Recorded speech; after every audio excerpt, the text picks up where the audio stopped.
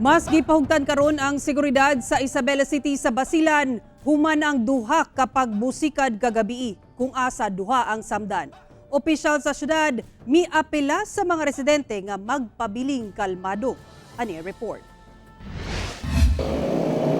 Nabulabog ang mga residente sa Isabela City, Basilan dihang sayo sa kagabion.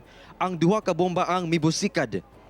Unang bomba ang mibuto sa parking lot sa usa ka fast food chain nga atbang lamang sa provincial capital. Hinuon walay nasamdan.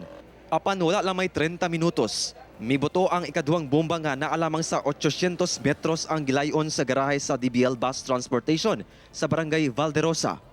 Duha ka empleyado ang samdan nga giilang sila Joan Hanipin, 29 anyos o Vanji Francisco, 28 anyos.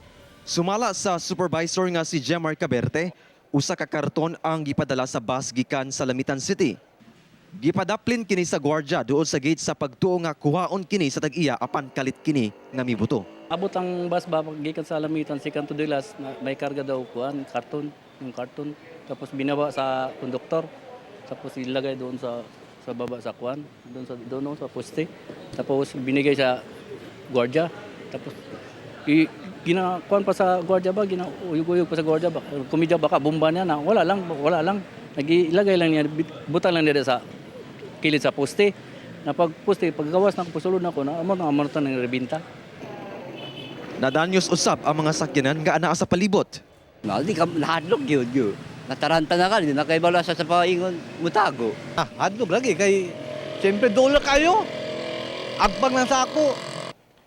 Sumala ni Isabela City Police Station Chief Colonel Jun Picar Panersitin nga ilapang ginasuta kung unsang klaseng explosive device ang gigamit sa pagpamomba.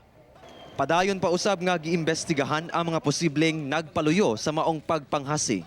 Sa karon, mas gipahugtan ang seguridad sa syudad pinaagi sa pagmontar og dugang checkpoints. Kasalukuyan pong ginagawa ng investigation ng ating EOD at saka po ng ating SOCO kung ano po ba ang ginamit dito sa pampasabog dito sa nangyari kahapon po. Sa kasalukuyan po nakita po natin na meron po tayong mga mobile checkpoint na sa area natin upang po mapanatili natin ang katiwasayan po sa ating area. Miapila usab ang mga lokal nga opisyales sa mga Basilenyos nga magpabiling kalmado sa maong panghitabo. Sa atin mga Isabelenyos, remain vigilant but be calm. No? Remain calm. Huwag tayong mabahala. Nandito naman ang security forces natin para i-secure yung lugar natin. Ginagawa natin lahat ng ating makakaya. Kauban si Sim Romero sa kamera.